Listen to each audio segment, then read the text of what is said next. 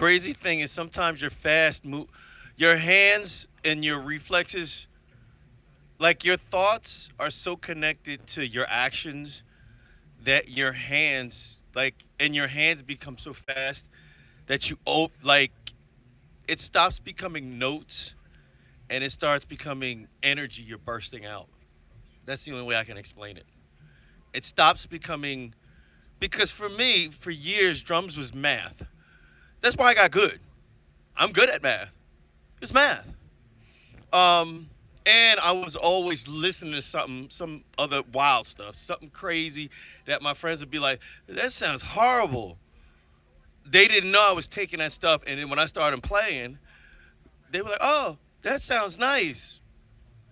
Yeah, it's this stuff. You know what I mean? So I don't know.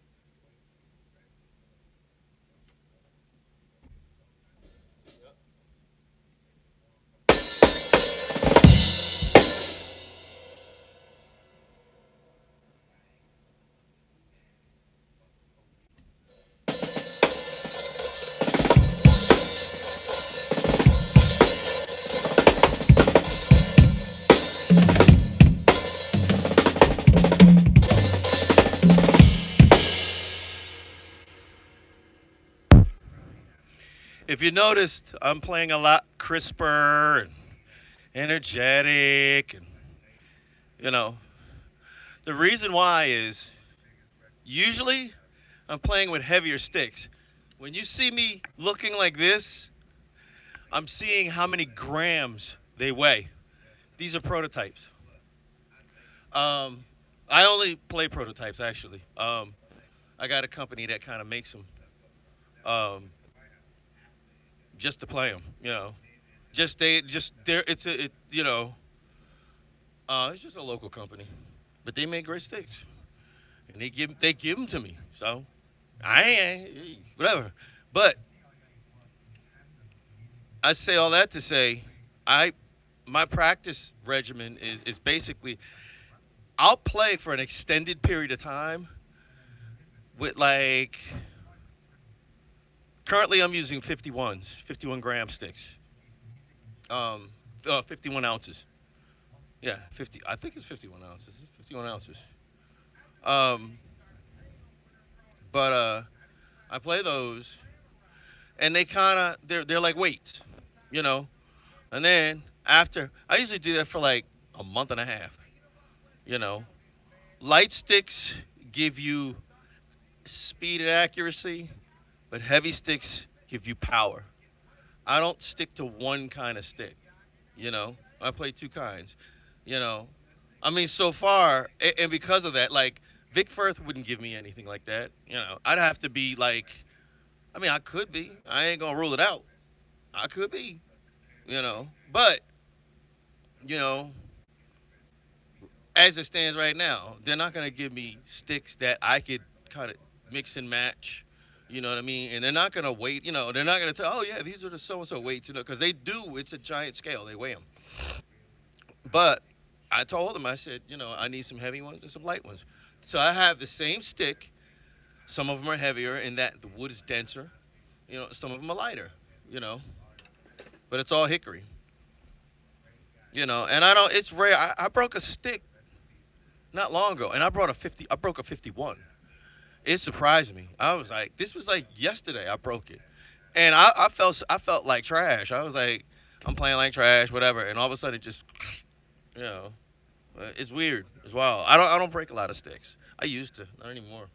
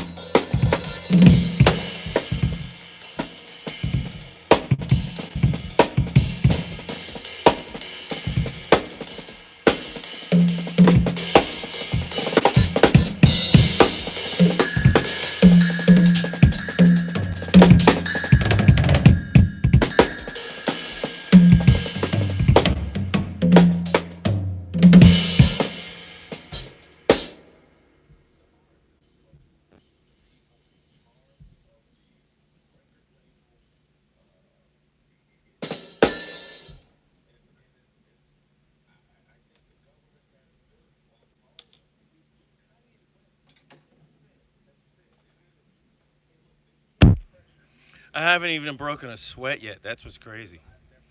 But again, I usually have a heater on in here, and I'm playing heavier sticks. So of course, a lot of times when you see me, I'm like literally drenched in sweat, shirt's all wet and everything. Um, that's intentional, so that when I can play at that level in room temperature, um, I don't, it take your body doesn't even have to, you know, you know, it's like a slight rise in body temperature. You know what I mean? So, but not enough to like sweat, and that's kind of what you want. I don't want to sweat. You know, y'all could take sweating. I can't take sweating. My hands get slimy and clammy and all of that.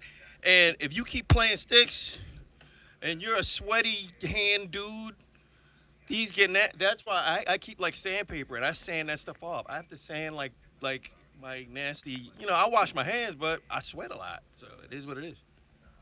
I'm a Yankee. I ain't used to this Atlanta weather. It's hot down here.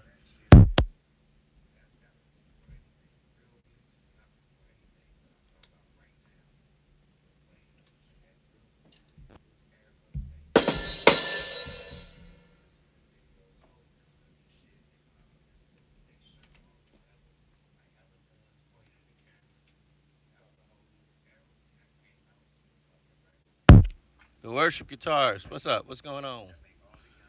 What's going on? Battlefront Forever. Are you still there? Are you still there? This message is held for. I don't know who it is, but your message is being held for review. I want to see it. I want to see it. Show me it. He said I got COVID. No, show it, bro. I'm an adult. Come on, it's funny. Nah. No, I know. I don't want it. I don't know. No. Uh, yeah, somebody said this N word got COVID. I had it. I had it. Yeah, man. Come on, y'all. I'm a grown man. That's what I don't like about YouTube, man. I be wanting to hear stuff. Stuff make me laugh, man. Shoot.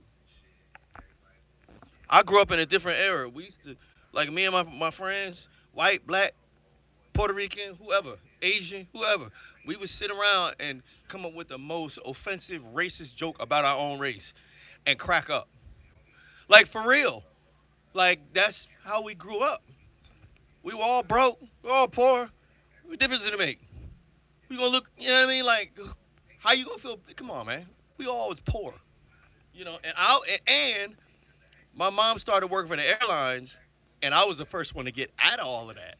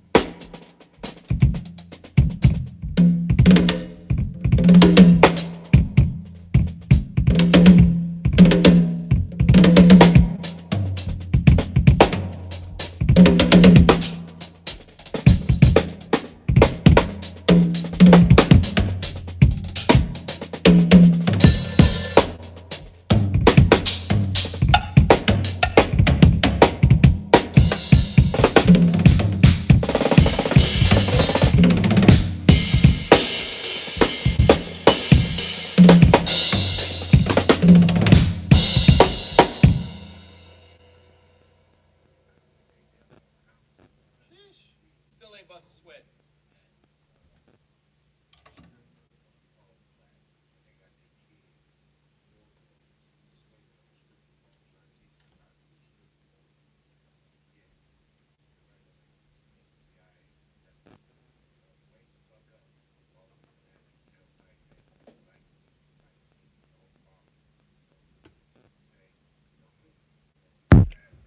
Hey yo, if I fall, don't be afraid to crack jokes about it. I'm all for the funny. I'm with it. I'm with the jokes.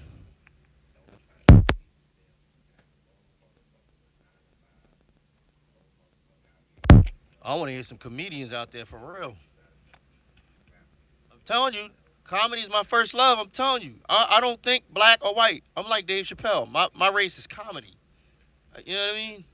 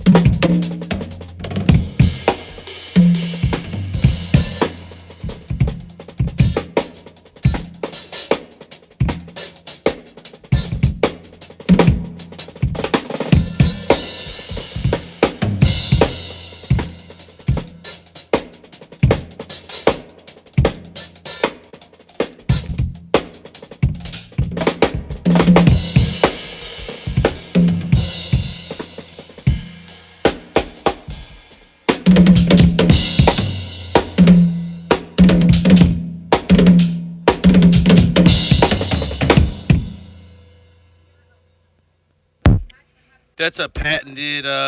That's actually. But it's a George Duke song. I know it's Ronald Bruner. That's a Ronald Bruner lick. It took me years to figure out what he was doing because it sounded impossible. Now it's like, oh, he just phrased it different. That's all. It's it's just different phrasing. It's fire though. You know what I mean? It's fire. It's fire.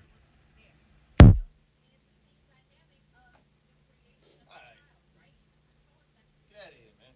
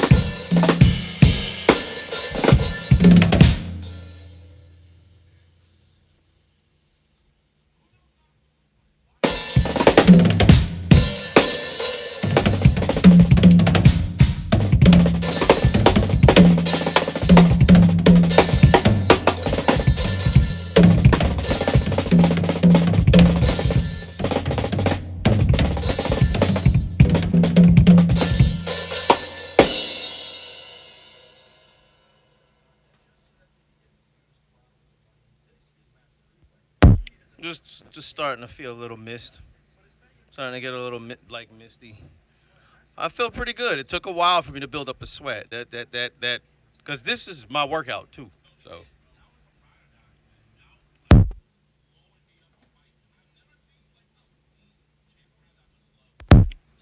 well, part of this is my workout in the room over there.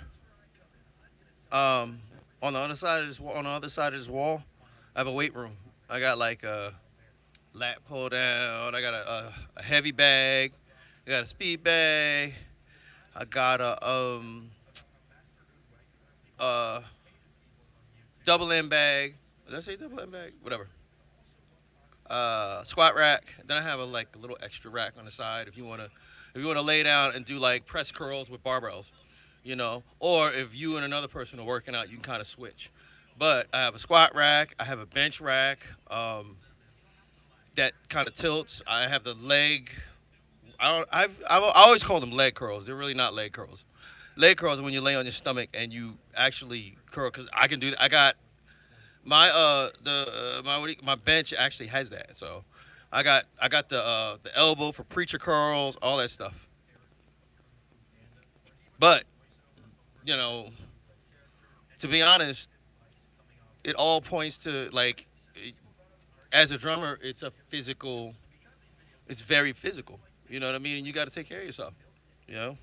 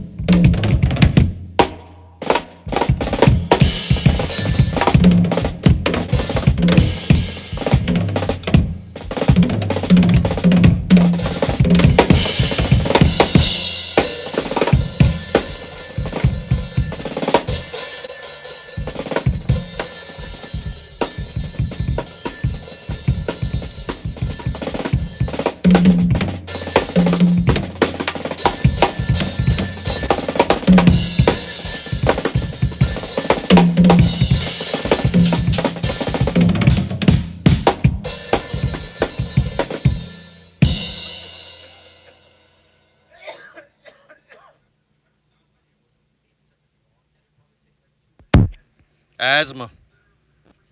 Asthma. It is what it is.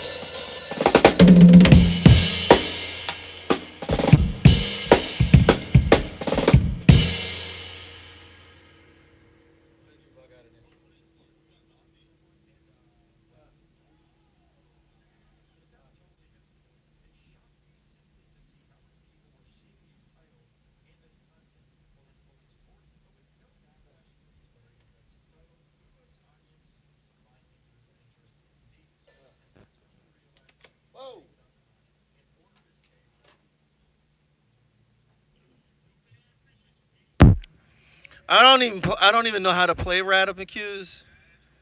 Um, I probably play them and don't realize what I'm playing.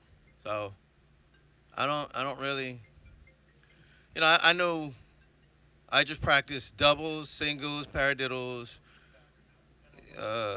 triplets, you know, four stroke roughs, flams, flam taps, um, five stroke rolls, six stroke rolls, seven stroke rolls, eight stroke rolls, nine stroke rolls. Um, just once what I mean.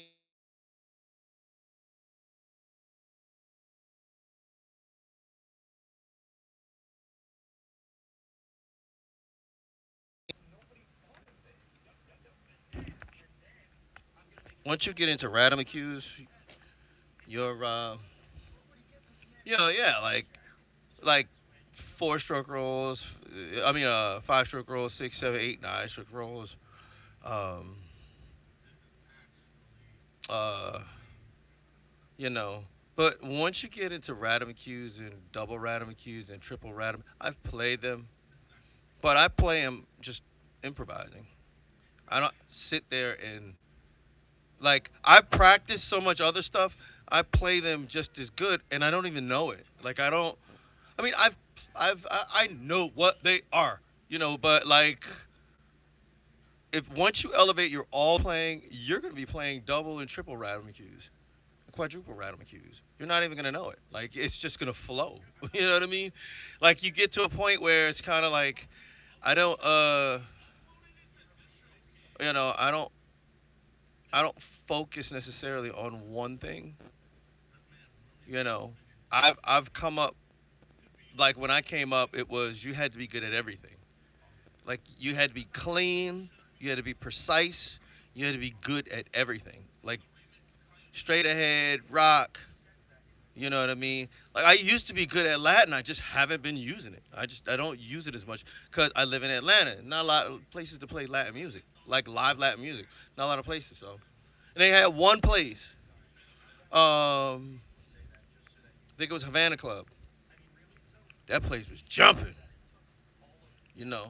And then, and uh, my boy Manny, him and his wife, the Cuban dude that I was talking about that was gonna teach me Cuban rhythms. Dude, dude's wife. I left this out. Dude's wife he was a Cuban American. His wife was straight up Cuban, and she was ridiculous. gorgeous, like, and the nicest person. Like she was like she was kind of like my daughter. My daughter is drop dead gorgeous, but she's the most unassuming. You know what I mean? She's like, you know, even like to a fault. You know what I mean? So, um, but that's how his wife was. His wife was, she's regular, but she was very beautiful. I mean, when I say very beautiful, like TV and the TV models, video vixen stuff, that was popping all off. So she started doing that, and they started making ridiculous money. So he's on the road making money. She's making money. They opened a club. That club was jumping. Um, I don't know what they have now. I think they have a restaurant now. I don't think they have a club anymore. Because Atlanta did some things where they shut down, crime. Because if once you step into the arena of being an urban metropolitan, once you with the big dogs like L.A. and New York and Miami, like you gonna have to hire more cops because more people are coming, more people, more crime. That's just what it is. You know what I mean? And well, what Atlanta did is they shut everything down, and it ain't been the same since. You know, so we were experiencing the lockdown before the lockdown. You got little hip hop spots here and there. You know what I mean? And you got, like the places that I would end up going. I'm north of the city, where it's safe, and you can raise a family. You know, the the the the real nightlife is south, and south is way south of the city. You know what I mean? So it's and it's I don't know. It's just you know I don't know, man. Whatever. I'll just play.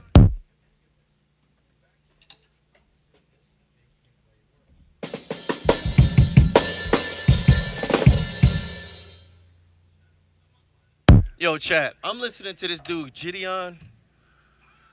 Dude fell off, man. Gideon fell off, bro. He fell off, man. He fell off, bro. You know, and I understand his Christian, like his, something happened to him that he made him like, or he questioned everything. And the hardest thing that you have to learn as an artist, as a Christian artist, if so, if you're in crazy situations, it's part of the job. If you see women acting crazy and even throwing themselves at you, now I don't think you should stay in that situation, but what do you expect? It's kind of what it is. It's like working at Walmart as a Christian and saying, I don't curse anymore. So therefore, none of y'all should work. Whoever works around me should not curse. No. What kind of foolishness is that? It comes like the Bible literally says, be in the world, not of the world. So you can't, and it literally says you can't, like, don't go off and just hide yourself from the world. We're supposed to be in the world. Like I was taught this, man. This is how I got back into music because I had stopped. I retired, and a friend of mine, well, my friend. Sorry for that. I gotta remind myself to cough away from the camera. But my friend, I'm gonna move this camera closer. This drive me crazy. I can't see nothing.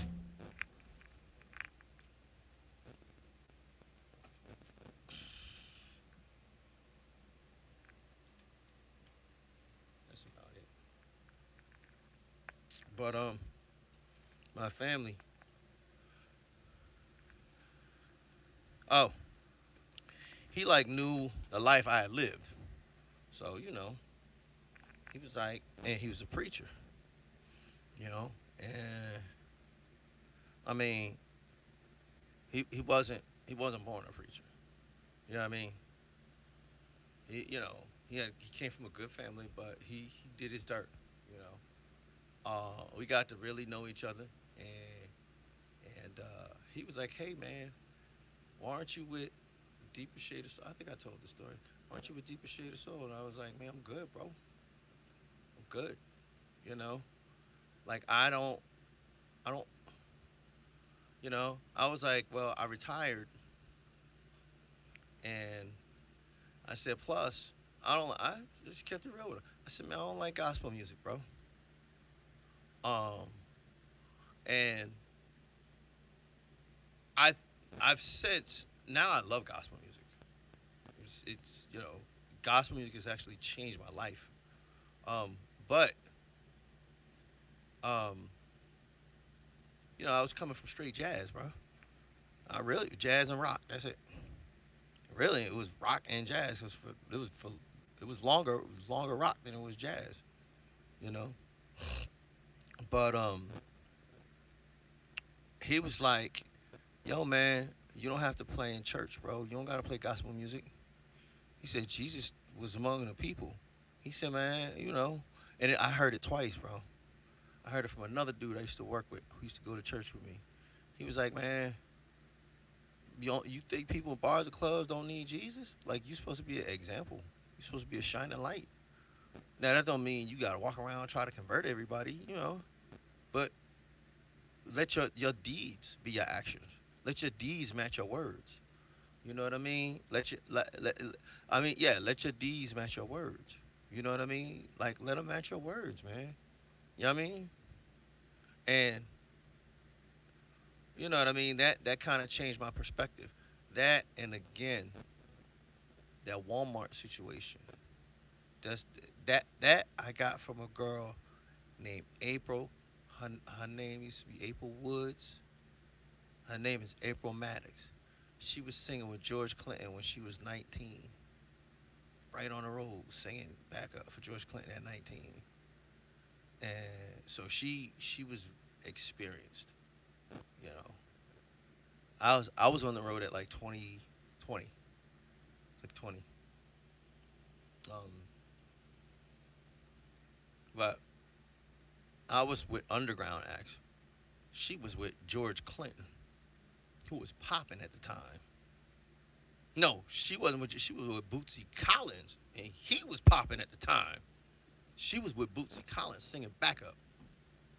Um, and she was the one who told me. She was like, "Yeah, I understand you're a Christian, but cause we go to church together." She was like, "I understand you're a Christian, but you can't just cause it's like working at Walmart. Why you gonna expect them to? Oh yes, we're not gonna curse around you, man. Please, you know what I mean. You gotta, and that's part of accepting people for who they are, man. You know, and I don't think that's a Christian problem. I think that's a religion problem, and this is coming from a Christian, a self-confessed, professed Christian. I think it's an easy place to go in religion. It's a very easy place to go. You know what I mean? And it's and the reason why is because there's such a disconnect between really really poor, really really like regular, and like it's kind of weird. You kind of live in a bubble, man. You know what I mean? So um, the congregation I go to, it's a mix. You know, it's a mix,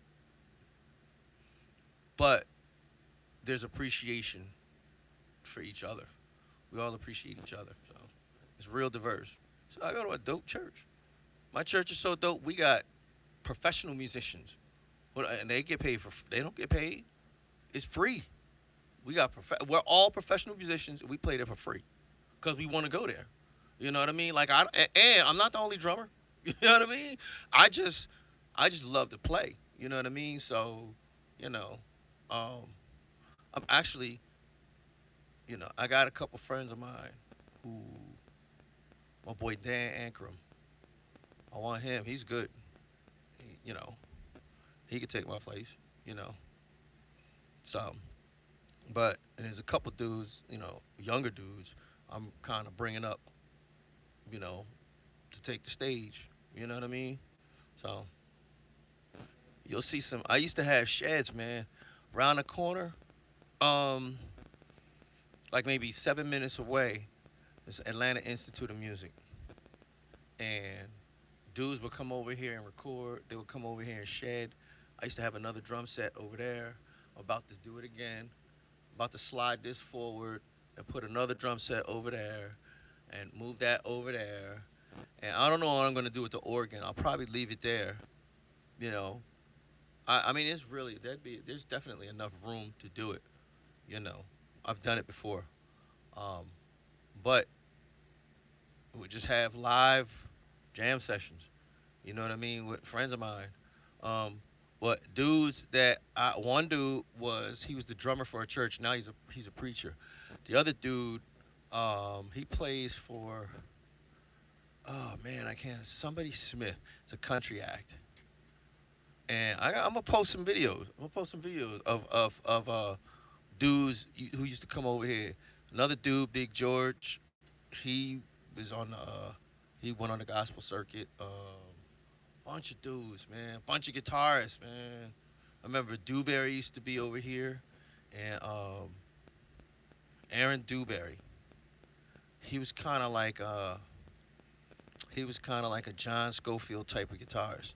Matter of fact, he sounded just like John Scofield. But he was funky. You know what I mean? He was real funky. You know, like John Scofield, real funky, jazzy. You know, I had another dude named Pat. To be honest, this is the only dude that can hang with me. This dude named Pat. Um, I can't remember his last name. I can't remember his Pat. Um, I can't remember his. Ooh, his name is like Springs or something like that. Um, blonde haired kid. I ain't gonna call him a kid. He's like my age. Long blonde hair and looked like a like wasn't trying to look like a girl, but he had like my son was like, "Are you a girl or a boy?" He didn't have hair on his face, or nothing, you know. And I was like, "He's a boy." He was like, "Oh, you know." But this dude was a ridiculous bass player. Like he was the real deal. Like he was the real deal. This dude was a ridiculous bass player. But that's what I wanted to see.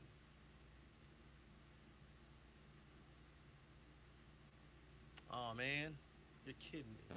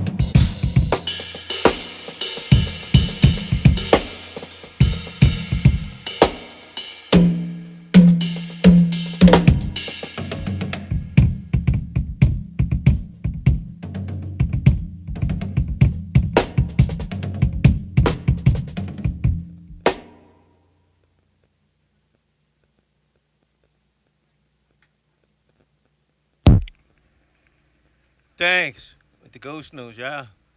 Thanks. Thank you. Thank you. Thank you. Thank you.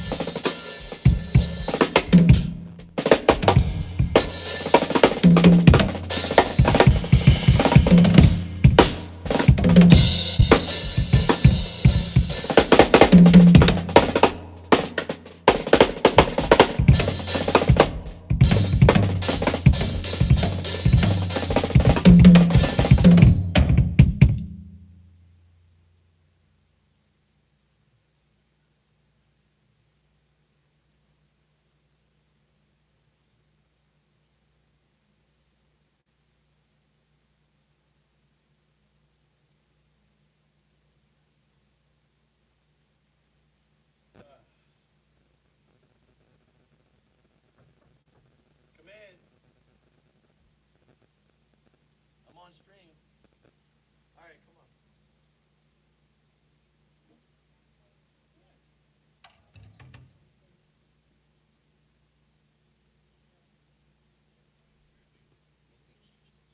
Oh, look at the little baby. Wow, little baby. She's sleeping on there.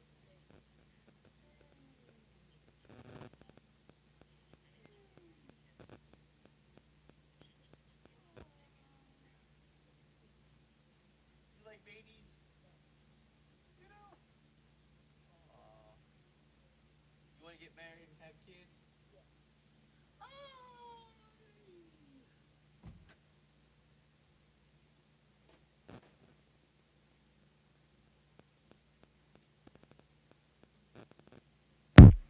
I love my kids, y'all.